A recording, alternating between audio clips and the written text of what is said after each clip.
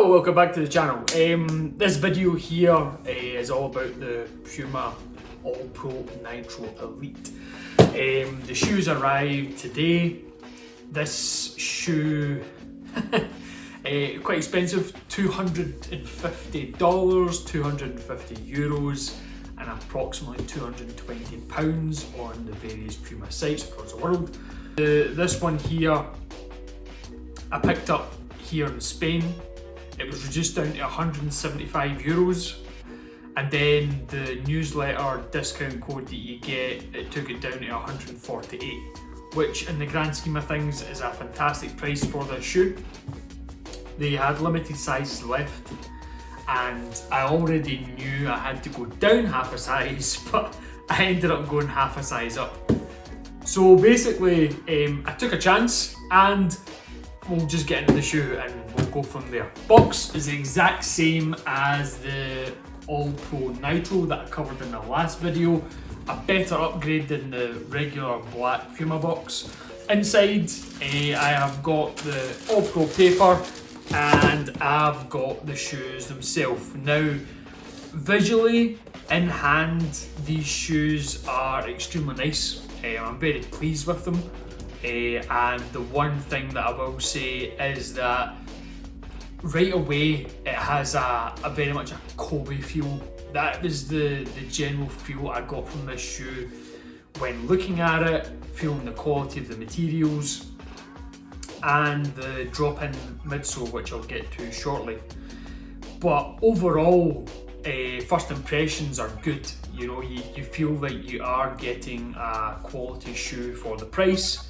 However, it's probably out of a lot of people's budget, and I was just lucky to come across these in this size, and I thought, you know what, for the price, I'll take a chance and see what happens. So anyway, starting off, traction. It's a very nice material they've used. I'm not sure what it is, but it's got a very waxy feel to it rather than like a squeaky feel compared to the All Pro Nitros here. When you actually touch the rubber on the outsole, you can hear that it squeaks as soon as you touch it. This one, no, you don't get that. It's very much a tacky feeling, but there's very, very little noise coming from it. Bite on the floor is decent. I really like it. I think it would be a great performer. It's something I'm going to try out down the line.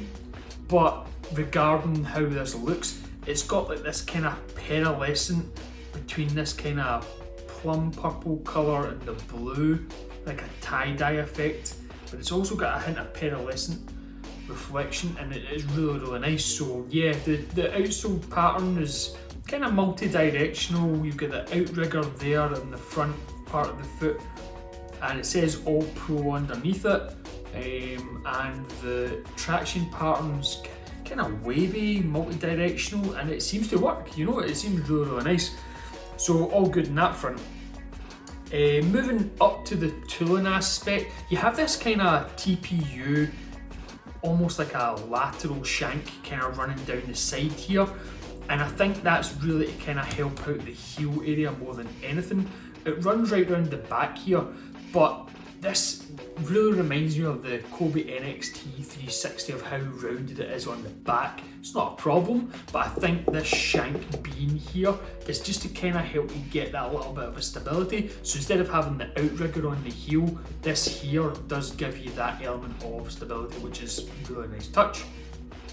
And then moving up, we've got the materials on the top. We've got Ultra Weave. Now, this is something I actually missed on the previous video. The All Pro Nitro 2.0, if you look at the photographs on there, I've got a close-up for you, it says Ultra Weave on the Venice Beach pair. Now, that's good to know, because if this is what the Ultra Weave is like in hand here, I'm hoping it's going to be obviously the same pretty much on the All Pro Nitro 2, and this material feels nice. You know, it's kind of like some sort of kind of engineered kind of mesh now, I believe. So, but in hand, it's nice and soft to touch, and I think containment wise, it does a decent job. I'm not entirely sure if it goes all the way through. Let's have a look. I'm having a feel inside. This Ultra Weave pattern may stop here at the stitching line with this toe box panel, and I'm not 100% certain that it carries all the way through, but the material itself is exposed on the medial and the lateral side, and it feels quite nice, it feels quite strong. So All Pro Nitro 2, will be interesting to see how that turns out, but on this shoe it feels decent. The materials they've used, this pearlescent material is the same pearlescent material they used on the All Pro Nitro, and again, same effect, pearlescent when the light hits it, and it's really nice, gives that kind of bluey purple shine, and it does the job. Breathability, we'll see how that goes, I'm not entirely sure, but I don't think it will do too great. Zach the Foot Doctor, he had a great video on this shoe, so definitely go and check that out. Regarding the laces and the eye stays, the laces are very similar to ones I've seen on Asics pairs. They've got this kind of wavy kind of contour to them. The eyelets themselves are reinforced by the TPUs, and this ultra weave carries all the way up to the top here, and then this orange kind of colour fuse panel just there to reinforce it. So I think from that alone it's strong enough. However, the tongue. Now, All Pro Nitro, in my last video, I pointed out that this tongue had some sort of kind of synthetic material over the top that was actually gripping the laces very, very well. It turns out that it's actually the same tongue that's on this. If I'm being honest, this one for some reason feels a wee bit more aggressive, but when I put this shoe on, tied the laces, and I just let them go, I never like kind of completely tied them, your foot's not going anywhere. Like, that tongue grips the laces and holds everything in place, which is fantastic. So when we talk about Puma having the All Pro Nitro as being like their kind of top performance model, then they've released this. You can clearly see that there is a stepping stone to this, and the tongue is one element. The next thing I want to look at is the drop-in midsole. This is where things really take a big leap forward. Now, I know you've probably seen videos on this shoe before, and this is something that is probably the main selling point for the shoe. The pink nitro foam in the middle is nice and soft. It's nice and soft on the green areas as well, but it is that little bit firmer on the edges. So it seems to be this dual density foam again, and then you've got this kind of carbon fibre shank on the underside. Now, I really didn't know what to make of this until I had it in hand, and when I put this shoe on, tied it up, then what a difference maker. I think it's quite soft on your foot regarding the cushioning, but this plate is nice. But when you're actually walking around in them, right man, that drop-in midsole is plush, you know. Like, I think between this and the Nitro, All Pro Nitro, the All Pro Nitro is a fantastic shoe, it's very comfortable, but this one does feel that you can just feel it more, you know, because it's just literally you're riding right on top of the nitro foam, whereas you've got the insole and then you've got the nitro foam underneath, so you've not got that full contact. But yeah, this is a fantastic shoe. It feels good, you know. You do get that kind of, it's almost like reassurance that although this shoe is relatively light and the cushioning is set up where it's kind of very responsive for shock absorbing, but when you actually flex your foot and you want to change direction, then you can really feel the technology in this working. Now, is it worth €250 or £220? If you're playing all the time, I would say yes, definitely. For the price that I paid for these, €148, I think for the occasional play-in for me is no different from buying like maybe a brand new pair of the All Pro Nitros. I mean, the price isn't that far off. And the step up, you can definitely feel there's a step up. So this here works. You know, like, it's so far from what I feel. That I've got plenty of Kobe shoes upstairs. I've had previous drop-in midsole shoes. I've also got a pair of the Puma Stewie 3 Harry Potter edition, which were an absolute steal on a website here called Basketball Emotion. So they're on their way, and I'm planning on doing a video for them too. So this new area that Puma are looking at with the drop-in midsoles, I really do hope they continue going down this line. Now, I'm not expecting the Stewie 3 to be as good as this one, but drop-in midsoles, yeah, it's definitely a great tooling setup for any basketball shoe. Now, get to sizing. So normally I am a size 42, where basically a 9 US, UK 8 kind of thing. That's my go-to size. These here are a size 42.5, and they feel like they feel big on feet in terms of round about the toe area. The width feels okay, but I think this shoe in general is wide, and just the way it's been put together. The reason why I say that is when you look inside and you look at the medial side and the lateral side of the drop-in midsole. I'll try and get a wee bit of video of this for you. But when you actually just flex the sides with your hand, there is a gap on either side of the drop-in midsole. Now, it's not a problem, but they're obviously, when they were building the shell of the shoe, if you will, they were obviously anticipating space for that to go in. But when the drop-in midsole is in place, there is a good amount of torsional support there, so it feels very rigid. There is a lot of Kobe shoes that they don't have any shanks. It's literally just a drop-in midsole, and it's just like praying for the best kind of thing, you know. But I think with the combination of this shank, exterior shank on the lateral side, the shank inside the midsole, and just the general stiffness of the outsole, which is not stiff uncomfortable wise, it does help out. The drawback though, unfortunately, the toe box area, there's been a lot of YouTubers who have said to drop down half a size. I would maybe even go down a full size. The reason being is that normally I'm a size 8, like I say, in this one.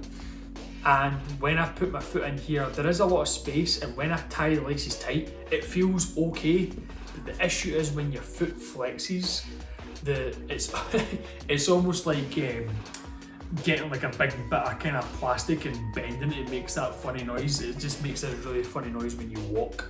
So I'm really on the fence about this, whether to keep this shoe or should I just kind of keep a hold of it, because I think playing in it will be okay. It's funny because the lockdown is fantastic. Like the way this shoe hugs your foot, locks you in the back, and everything sticks to the tongue. It's a really, really nice setup. It works very, very well, combined with the drop-in midsole. Even this pull tab on the back, just to get your foot in there, it's all very well put together. There is things like the materials. Could we have had leather on there? Could we have had suede? Could we have made it the full ultra weave?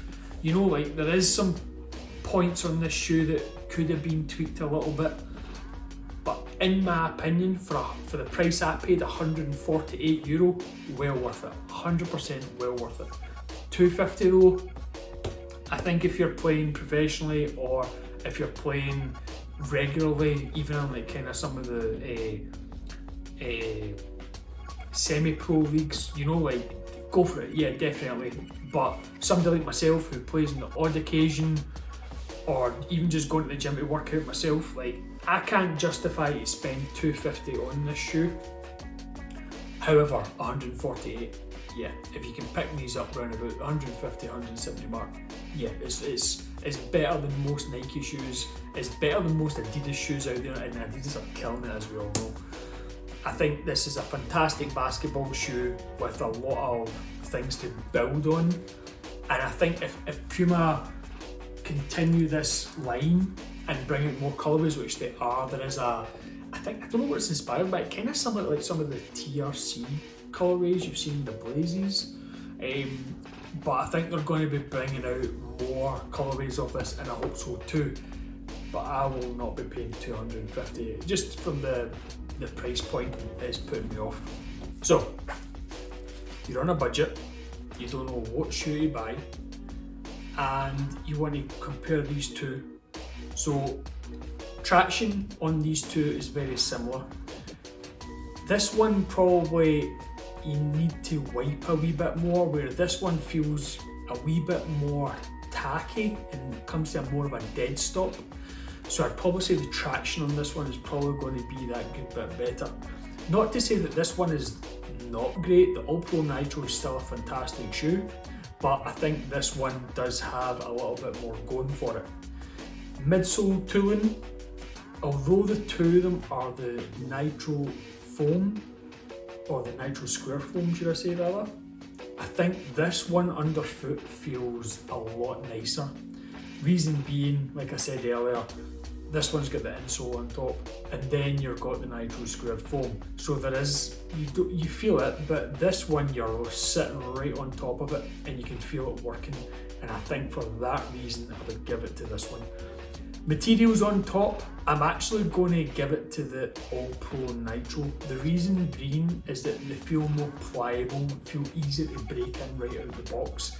These ones feel a wee bit stiffer, however, it's not taking anything away from this. These are still fantastic materials, but regarding break-in time, breathability, I think this one is definitely going to win in that department. Lockdown, I would say this one here, the Elite, that tongue is the same as this tongue more or less, but combined with the materials and the type of laces that are on this, it just feels a lot more secure as soon as you lace it up. Budget wise, you're really kind of going to be going for the All Pro Nitro. I paid €58 for this shoe from Zalando, and that's a fantastic price. I mean, €58 for this is a great price. You get a lot of bang for your buck. This one here, $250, I picked it up for $148. It's still a fantastic price, but I wouldn't pay the full retail. I would definitely hold off, try to get these on sale. The reason being is because I'm not playing professionally, I'm not even playing semi-pro. I play occasionally, and I would go to the gym quite a lot and do a lot of workouts by myself. So although I could use this all the time, I just like having fun. So basically, I'll wear Kobe's one time, then I'll swap out to the Puma and vice versa. This is for somebody who probably wants to play religiously, week in, week out. And if you want to spend that money, then you're going to get the use of it. And I think with that carbon fibre shank plate, the drop-in midsole, the materials, the traction, it is still a fantastic shoe. So out of the two of them, you've really got pros and cons for each. It's down to your personal preference which one you want to go for. But in my case, fuck it, buy both. Not subscribed already, please subscribe to the channel. And if you like this video, hit the like button. I would really appreciate that, help the YouTube algorithm. The next video I'm going to be doing, hopefully, will be the Harry Potter collab for the Puma Stewie 3. And again, I got that for an absolute steal. We'll talk a bit more in the next video. And I'm also planning on doing a video on my other trainers that I actually have, rather than just focusing on basketball. And I'm going to go into a wee bit more in depth of why I've been choosing these trainers in particular. So please, if you've not subscribed already, please subscribe and hit the like button to help the YouTube algorithm. And until the next time.